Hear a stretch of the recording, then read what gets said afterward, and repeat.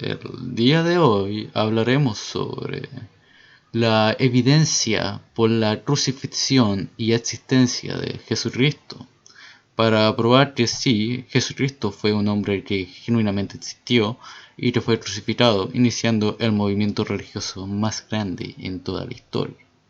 Y lo haremos con evidencias fuera de la Biblia, con fuentes paganas, griegas, judías, romanas. Vamos directo.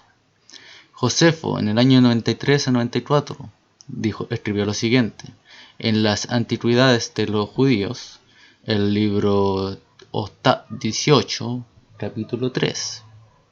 Recuerden que las fuentes están debajo de todas las citas. Dice así: había por este tiempo Jesús, un hombre sabio, si es lícito llamarlo hombre, porque él era un hacedor de obras maravillosas, maestro de los hombres que reciben la verdad con placer. Atrajóse así a muchos judíos y a muchos gentiles. Él era el Cristo, y cuando Pilato, por sugerencia de los principales hombres entre nosotros, lo había condenado a la cruz, los que lo amaron al principio no lo abandonaron, porque se les apareció de nuevo al tercer día, como lo habían dicho los divinos profetas. Le dijo estas y otras 10.000 maravillas acerca de él, y la tribu de los cristianos, así llamada por él, no se ha extinguido hasta el día de hoy.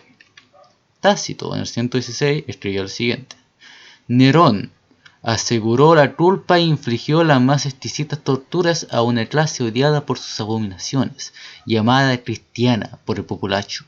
Christus, de quien tuvo su origen el nombre, sufrió la pena extrema durante el reinado de Tiberio a mano de uno de nuestros procuradores, Poncio Pilato, y una superstición muy maliciosa, así controlada por el momento, estalló nuevamente no solo en Judea, la primera fuente del mal, sino incluso en Roma, donde todas las cosas horribles y vergonzosas de todas las partes del mundo encuentran su centro y se vuelven populares.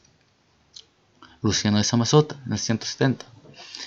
Fue ahora que se encontró con los sacerdotes y escribas de los cristianos en Palestina y recogió su extraño credo. Les puedo decir que muy pronto los convenció de su superioridad. Profeta, anciano, gobernante de la sinagoga, era todo a la vez. Expulsó sus libros, los comentó, escribió libros él mismo, los tomaron por un dios, aceptaron sus leyes y lo declararon su presidente, su Mesías. Los cristianos, ya saben, adoran a un hombre hasta el día de hoy, el personaje distinguido que introdujo sus ritos novedosos y fue crucificado por ese mismo motivo. Marabar Serapión, poco después del 73, escribió en una carta a su nieto: ¿qué ventaja obtuvieron los atenienses al dar muerte a Sócrates? El hambre y la peste vinieron sobre ellos como juicio por su crimen. ¿Qué ventaja obtuvo el pueblo de Samos al quemar a Pitágoras? En un momento su país se cubrió de arena. ¿Y qué ventaja obtuvieron los judíos al ejecutar a su sabio rey? Fue justo, después de lo que su reino fuera abolido, destruido. Recuerden que el templo fue destruido en los 70s. Dios justamente vengó a estos hombres. El padre de iglesia, Origen de Alejandría, escribió que Flegón de Trales escribió en sus crónicas sobre la muerte de Jesús en el 140, si me equivoco. Y con respecto al eclipse en el tiempo de Tiberio César, en cuyo reinado Jesús parece haber sido crucificado, y en los grandes terremotos que entonces tuvieron lugar.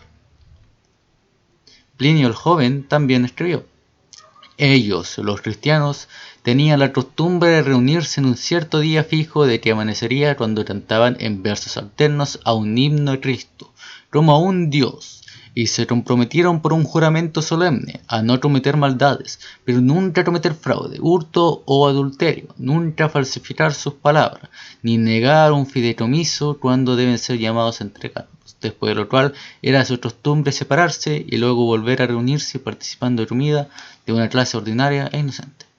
Carta al emperador. Aulo Cornelio Celso también escribió: Jesús había venido a un pueblo de Judea y era hijo de una judía pobre que se ganaba la vida con el trabajo de sus propias manos. Su madre había sido expulsada al aire libre por su marido, que era carpintero de oficio, al ser condenada por adulterio con un soldado llamado Pántero. Siendo así expulsada por su marido y vagando en la desgracia, dio a luz a Jesús, un bastardo. Jesús, a causa de su pobreza, fue a Egipto. Mientras estuvo allí, adquirió ciertos poderes mágicos, de los que los egipcios se enorgullecen. y regresó a casa muy eufórico por poseer estos poderes y gracias a ellos se dio a sí mismo como un dios. Esto es muy importante, ya que, como podemos ver, varias de estas fuentes, como Cornelio y Celso, admiten que Jesús tenía milagros, hacía milagros, tenía poderes, y que él clamó ser Dios, y que sus discípulos creían esto y lo adoraban como uno. Esto es muy importante para darnos cuenta de que el mensaje de que Cristo es divino no es una leyenda posterior o una leyenda mítica creada mucho después de los eventos, sino que se remonta a los discípulos y posiblemente a Cristo mismo. También existen otras fuentes como el Talmud, que registra las conversaciones de los rabinos a lo largo de la historia.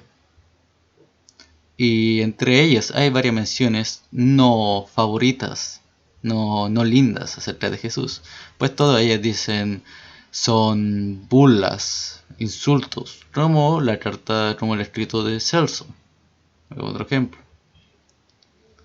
Así que esto es muy importante para el nivel histórico, porque esto admitiría que aquellos que negaban a Cristo también admitían que él hacía milagros y que él clamaba ser Dios.